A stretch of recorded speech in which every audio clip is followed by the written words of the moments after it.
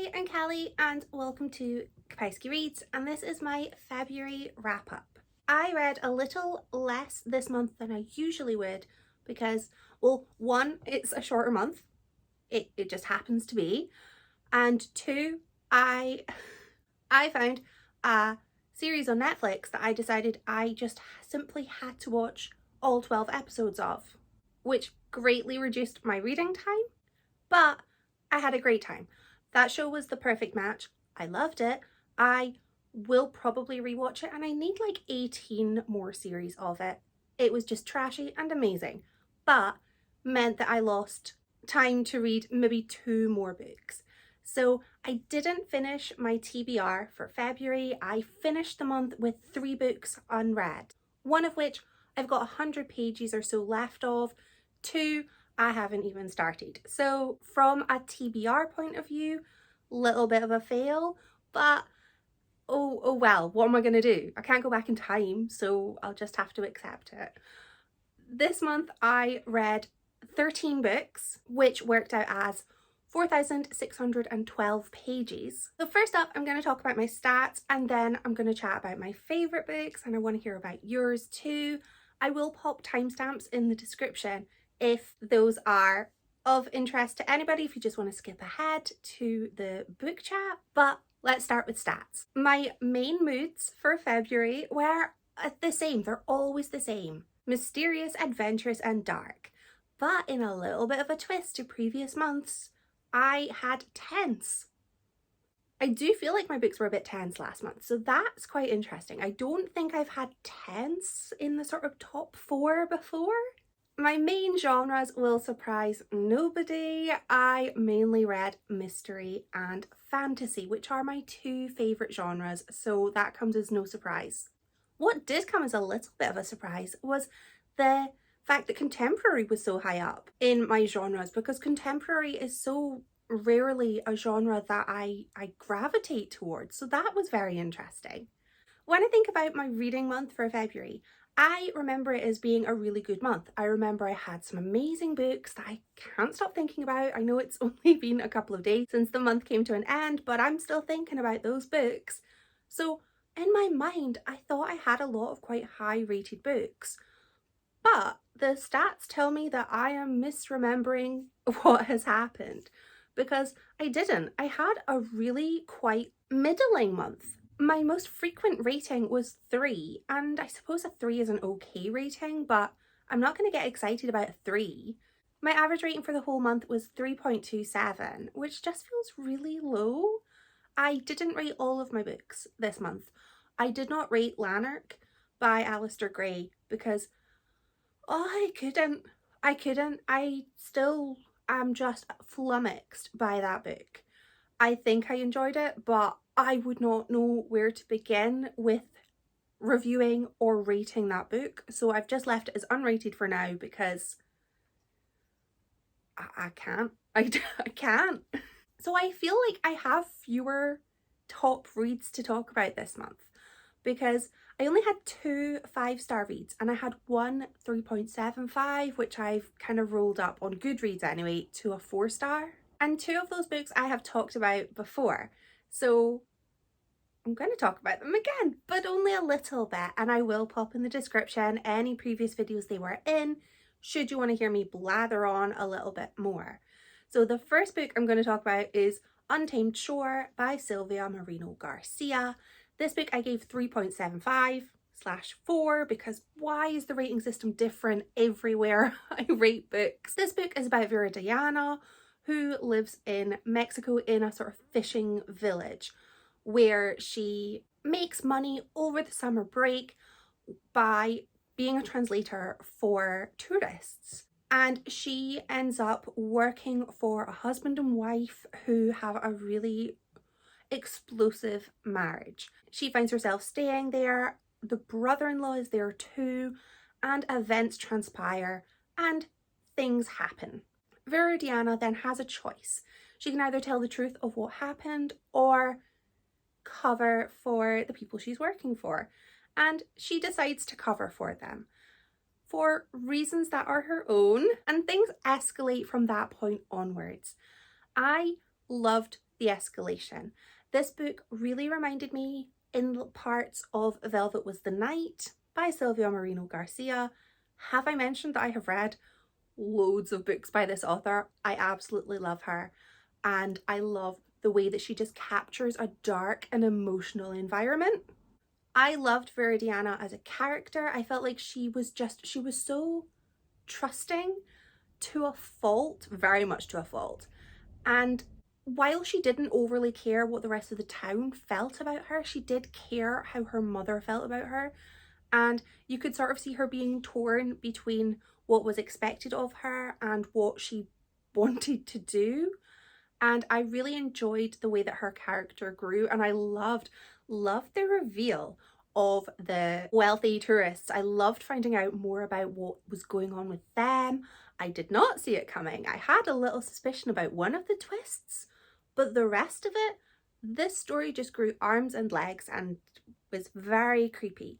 There were a lot of references to sharks because there were a lot of sharks off the coast. And a lot of characters were likened to sharks, and I found this book to just be so creepy and gothic and just chilling, and what I love in a book by this author. I really enjoyed it. I think I may have ran out of books to read by this author, so I'm gonna have to just start doing some rereads while I wait for, is it Silver Nitrate? There's a book coming out at some point. I've pre-ordered it. I've forgotten when it's out, but I will have to do some rereads to get me a Silvia Moreno-Garcia fix in between releases. On to my 5-star reads. I had 2 5-star reads, and the first of those was Bunny by Mona Awad. This book is about Samantha, who is a scholarship student at a very prestigious university. She is doing a creative sort of writing course. I don't think it's called creative writing, but she is doing a writing based course. And there's this creepy clique of women in her course. They are called the Bunnies. And they are so close to each other. They're always hugging, always squealing. They're so saccharine. But they have a dark side. And they invite Samantha to their smut salon, which is kind of like a study group kind of thing. And she then finds herself caught in their world. And their world is not what she was expecting. Along the way, Samantha sort of starts to almost doubt reality because some things are happening that can't happen. They don't happen in the real world, but they happen in this world. She finds herself sort of losing herself. She starts acclimatizing to the bunnies, dressing like them, talking like them, and just loses herself. And her friend tries to sort of drag her out of it, but she's in pretty deep. I loved this book. It was creepy. I doubted reality. I doubted what I was reading, and I really enjoyed that I couldn't trust anybody in this book. Everybody seemed suspicious, not just the bunnies, not just Samantha as an extremely unreliable narrator, but everybody seemed to be hiding something, and everybody was somewhat like an animal, which was very interesting.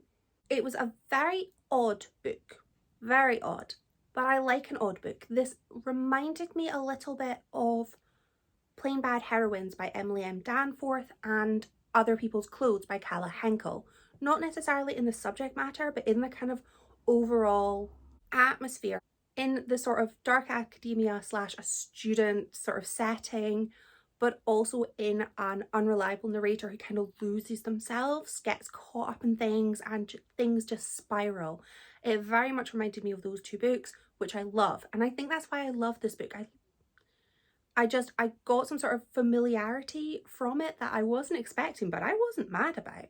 I found myself just having no clue what was going to happen next. I really enjoyed not knowing where the book was going to go. It felt extremely disarming to not be prepared. I'm one of those people that likes to be prepared, have a vague idea where things are going to go, but I had no foresight with this one. And you know, it's nice to let yourself get carried away by a book, and that's what happened with this one. My next 5-star read of February was Caraval by Stephanie Garber. Can we talk for one moment about how gorgeous this cover is? Because it is. It's also got a little thing on the hardback, little thing there. It's gorgeous. It's also gorgeous inside, just aesthetically, but I thought this book was also gorgeous in its writing. This book is about Scarlett, who is absolutely miserable at home with her absolute tyrant of a dad, and her only sort of confidant is her sister Tella. And her sister's birthday is coming up, and Scarlett really wants to have her go to Caraval, which is a game. It's a game, sort of a fantastical game where there are trials, challenges, and it is just a celebrated performance. And she gets to go. She gets to take her sister. They are sort of secreted away by Julian, a sailor, who just wanted to free them from the tyranny of their father. And in Caraval, Scarlett realizes that her sister is gone. Her sister has been kidnapped, and the entire game of Caraval is about finding Tella. Scarlett is the best person for this job because she knows her sister better than anybody else. And I loved this book. I loved the way that, again, you couldn't trust anybody. I think that's my theme for February, is trust nobody. That's not a good theme, but I really enjoyed reading about Scarlett trying to find her sister. She loved her sister, and it was like she was so protective of her because, well, first of all, as an older sister, but secondly, because of her father. She just wanted to protect her because she knew that the easiest way to hurt Scarlett was to take it out on Tella, and vice versa. So they were sort of bonded through that, let's call it trauma, because it is.